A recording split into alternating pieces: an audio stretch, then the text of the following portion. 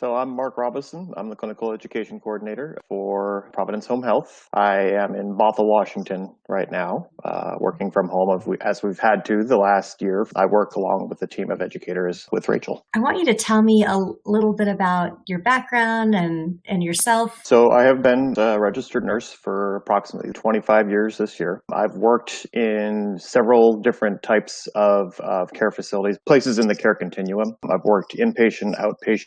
I've done a liaison role. I've worked with home health, worked with sales a couple of years. The thing that always stuck out to me when I was working was the value of training and education. One of the facilities that I worked at, we were a teaching hospital. Seeing the new nurses come in, the new staff come in, and being able to see how we could kind of help them build from the ground up after they'd come out of school. It always was a thrilling experience for me to be able to help them along that journey of learning.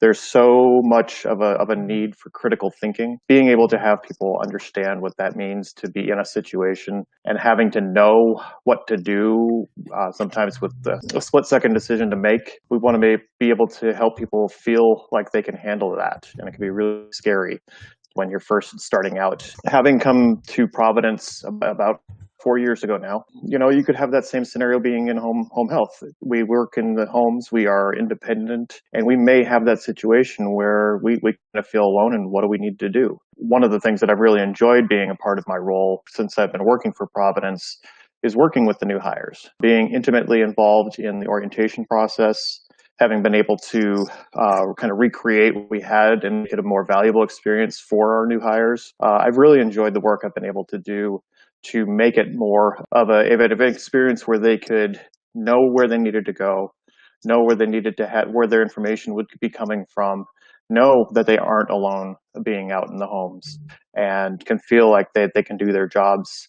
Yeah, you've done an amazing job with that new caregiver orientation over the last 4 years. That was always been your baby, and you took it from just a little fledgling all the way up to what it is today. And can you talk a little bit about what that looks like today and how it kind of evolved? So to talk about kind of the 2021 model, we've really been able to partner across our regions now with Southern California, with Eastern Washington, with Western Washington. We're even having partnerships with Alaska now, that we're having new hires that are coming to us from all over these regions that are getting to experience kind of a synthesized version of the orientation process, but taking the best of what we had in Southern California and best of what we have here in Washington, and being able to synthesize those two models together.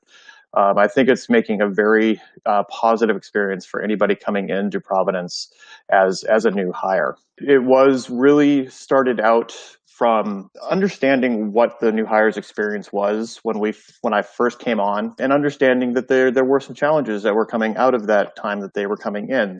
They didn't feel necessarily like they had a lot of context, a lot of understanding. We hire a lot of new hires, a lot of new staff that come into home health, and they've never had home health experience. So if we start using language and talking about experiences that are in the home, and they've never been in a home health scenario, which we know is significantly different than any other place in the healthcare continuum. If we don't have any context for them to be able to understand that, we might as well be speaking another language to them. It really may not make sense when we use our terminology. Oasis, what's that? I've never done that. We want to make sure that they have some understanding. And so one of the first things that we did was making sure that as part of their experience when they were coming into home health, they got time to go out with their preceptors. They got time to go out with their mentors into the field as they were being given a lot of information with the new hire experience, but that they were also understanding how that applied in the real world when they were out and having those visits. So we could talk to them about something in a certain day of presentations, and then they could go experience it the next day. They could go understand, oh, I can see that that's how that applies to the information that I've seen over the last couple of days. I now see it in action. They can then be able to absorb that into, this is how I can see myself doing that.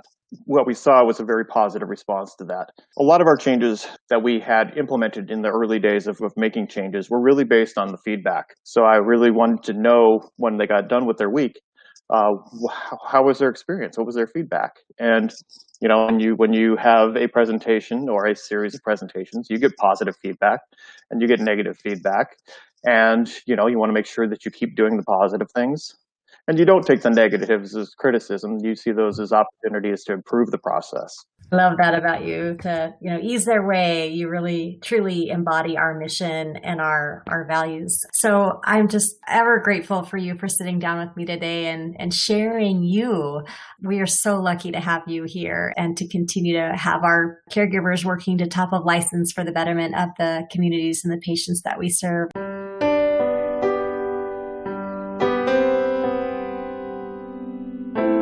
Especially the poor and the vulnerable. So thank you, Mark. Well, thank you for having me today.